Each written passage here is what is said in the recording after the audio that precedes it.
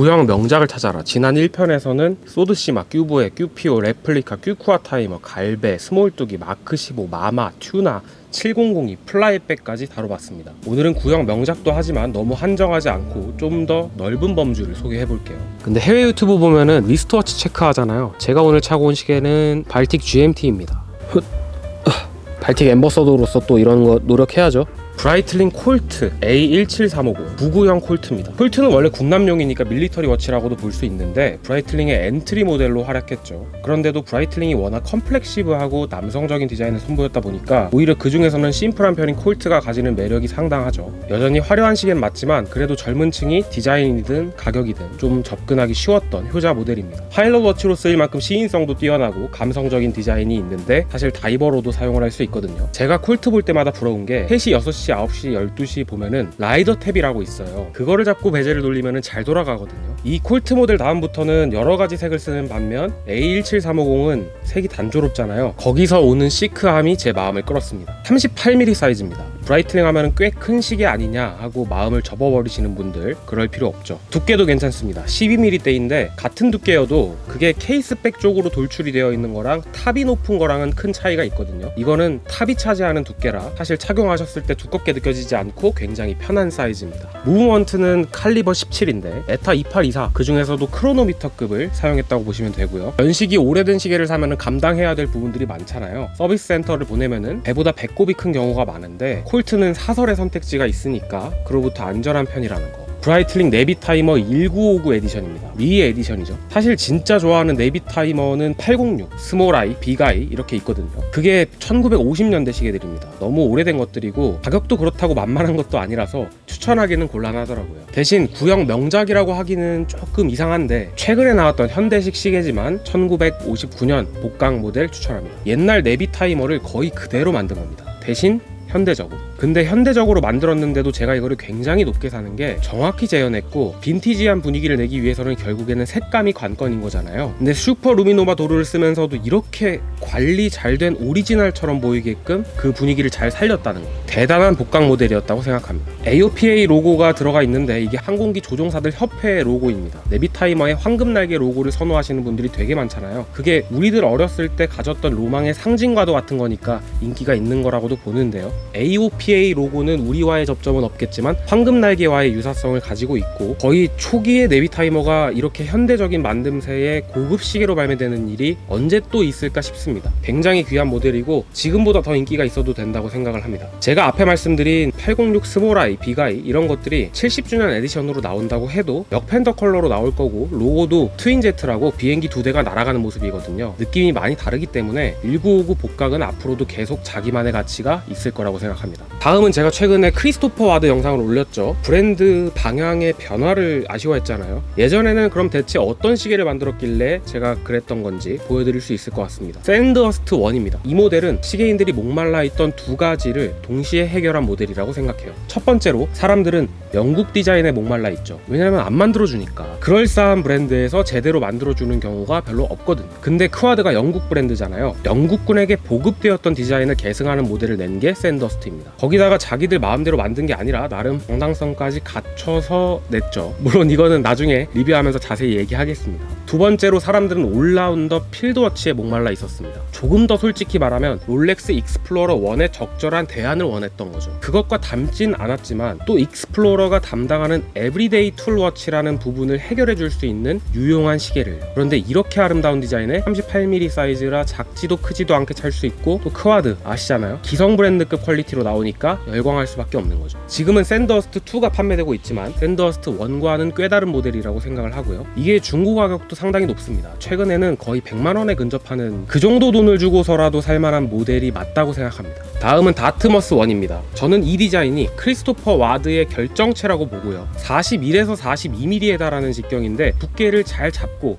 또 옆면 설계를 너무 잘해서 더 얇아 보여요. 그 원판 같은 케이스 위에 또 인덱스를 길쭉하게 늘여놓으니까 시각적 효과가 극대화되는 거죠. 또 다트머스는 삼각형을 잘 활용한 시계라고도 생각합니다. 12시와 시침 정도를 제외하면 사실은 삼각형을 사용하지 않았는데 모든 선들이 그거를 빽빽하게 뒷받침하는 느낌을 줍니다. 그래서 신기하게도 공격적인 인상을 주고 그게 상당히 멋지게 느껴지죠. 우리가 빈티지 시마스터 다이버를 사랑하는 이유와 비슷한 맥락인 것 같습니다. 제가 이 시계를 꼭 리뷰하고 싶어서 구매라도 하려고 구하고 있는데 연락을 좀 주셨으면 좋겠습니다. 브레이슬릿 필요 없으니까.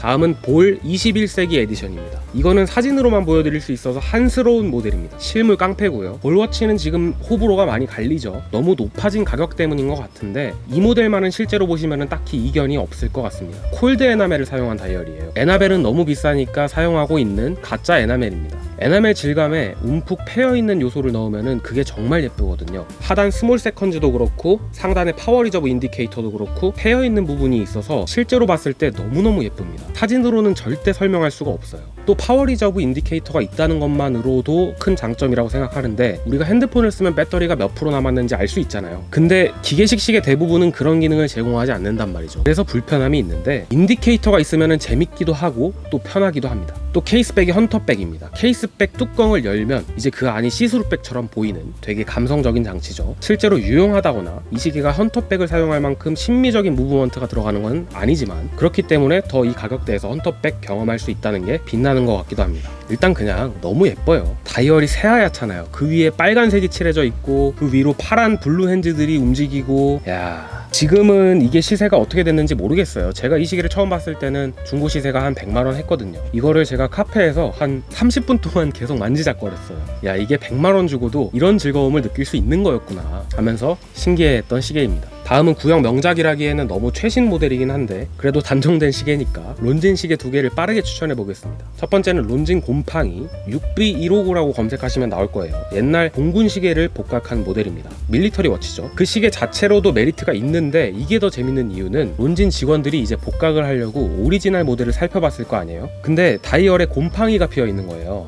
이거 좀 재밌지 않냐? 이러면서 그걸 그대로 재현해서 만들어 보면 어떨까 하고 나온 시계가 이겁니다. 그래서 다이얼에 페인트를 촥 뿌려놓은 것 같이 작은 점들이 있죠. 이거 안 그래도 매물 구하기 어렵고 과열된 상태인데 아직 저렴하다고 봅니다. 소개해드렸으니까 더 알아보시고 이 시계의 매력을 제대로 이해하시는 분들이 구매하셨으면 좋겠습니다. 두 번째는 론진 마린 내셔널입니다. 5774라는 해군 시계를 복각한 모델인데요. 얘도 마찬가지로 곰팡이처럼 다이얼의 세월의 흔적을 재현한 게 살짝 있어요. 살짝. 무엇보다도 이 시계가 매력적인 건 그 어떤 시계보다도 더 얼굴이 뚜렷하다는 점입니다. 시간이 너무 잘 보이죠. 시인성으로 줄을 세워보면 1티어에 있지 않을까요? 그 기능적 장점을 자랑하는 게 아니라 기능적 장점이 있도록 만들어졌다는 점이 지금 우리가 보기에는 터프함으로 받아들여지는 것 같습니다. 멋있어요. 또 다이얼 컬러가 특이하죠. 요즘 색깔놀이 하듯이 그냥 노란색 다이얼을 쓴 게 아니잖아요. 빈티지 복각에 충실하려 했다는 명분이 있으면서도 레어한 다이얼 컬러, 또 몇 겹의 원이 이루어져 있는 베젤이나 빛을 받으면 파랗게 빛나는 블루 핸즈 등 정말 매력이 많은 시계입니다. 앞에 곰팡이도 그렇지만 론진이 복각 맛집이에요. 턱시도도 있고 WWW도 있고 관심 있으시면 알아보시길 바랍니다. 마찬가지로 매물 구하기 힘들고 중고나라에서 오래 기다리셔야 하는 시계입니다. IWC를 구형 명작 1편에서 다뤘지만 최근에 신형 인제니어가 나왔잖아요. 굉장히 핫한데 시계를 나무랄 건 딱히 없지만 가격이 생각보다 비싸서 망설이시는 분들이 많은 걸로 압니다. 그럴 때는 역시 구형을 한번 돌아보는 것도 나쁘지 않아요. 990 인제니어입니다. 신형과 차이를 얘기해보자면 신형은 빈티지 인제니어에 촤르르 감기는 듯한 약간의 스키니한 몸매를 계승하려고 노력한 모델이겠고 이 옛날 인제니어는 자체적인 해석이 많이 들어갔어요. 우람한 시계, 벌키한 트렌드 속에서 나왔습니다. 저는 개인적으로 이 시계가 많이 경직됐다 이렇게 생각을 해서 그렇게 좋아하진 않는데 이 경직됐다는 느낌은 제 구독자님의 명언을 좀 빌리겠습니다. 며칠 전에 어떤 분이 제가 만 맨해튼을 리뷰한 영상에서 시계에게서 자유를 뺏어간 느낌이다 이렇게 표현해 주셨어요. 정말 감탄한 표현인데 여기에 굉장히 공감을 하고요. 저도 시계가 유연하고 찰랑거리는 걸 좋아하는 편이기 때문에 개인적 기호에는 맞지 않지만 동시에 시계가 굳어있고 튼튼해 보이는 부분이 사용자에게 든든함으로 다가올 수도 있다고 생각을 합니다. 가격이 신형의 절반도 안 하니까요. 메리트가 충분히 있다고 생각을 해서 넣어봤습니다. 다음은 브레게 5907입니다. 브레게라는 브랜드를 가장 저렴하게 경험해보고 싶다 하시면은 망설임 없이 추천하는 시계가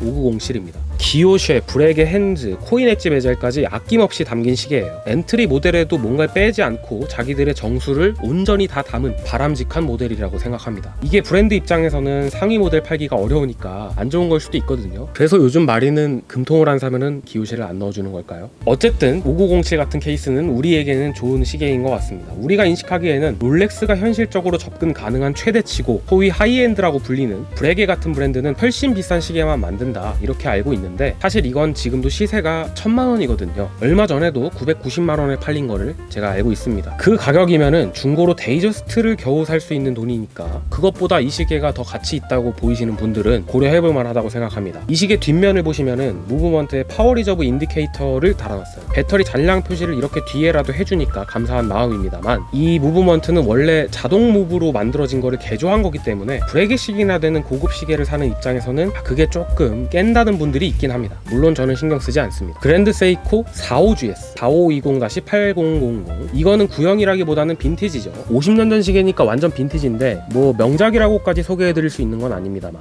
지금의 그랜드 세이코도 이거를 베이스로 해서 시계가 많이 나오잖아요. 저는 뭐니뭐니 해도 이 케이스 형태와 칼치멘즈를 사용한 거, 그게 합쳐져서 만들어지는 이 샤프한 인상은 좀 독보적인 거라고 생각합니다. 44GS를 두고 45GS를 추천하는 이유는 글쎄요, 드레스워치를 찾으시는 분들에게는 45GS의 조건이 조금 더 적합하지 않나. 무브먼트는 부정적인 평가가 많습니다. 완벽한 상태로 유지 보수하기 힘들다고 하니까 그런 점은 좀 내려놓고 디자인해보고 구매하셔야 되는 시계라고 생각합니다. UCC를 좀 찍고 있었습니다. 지금 이제 길을 지나가시다가 웬 이상한 놈이 카메라를 앞에 두고 시계 얘기를 하고 있으니까 저를 구경하고 계신 분들이 있는데, 제가 이렇게 살고 있습니다. 구독을 좀 눌러주십시오. 좋아요도 꼭 눌러주시고 댓글까지 아주 그냥 좋은 건 다 해주시면 좋겠습니다. 구형 명작을 찾아서 1편부터 2편까지 제가 다뤘던 시계들의 대여를 구걸하고 있습니다. 저한테 메일을 보내주시면은 가지고 계신 멋진 시계들 근사하게 소개해보겠습니다. 그럼 모두 선택의 폭을 넓혀서 즐거운 시계 생활 하시기 바랍니다.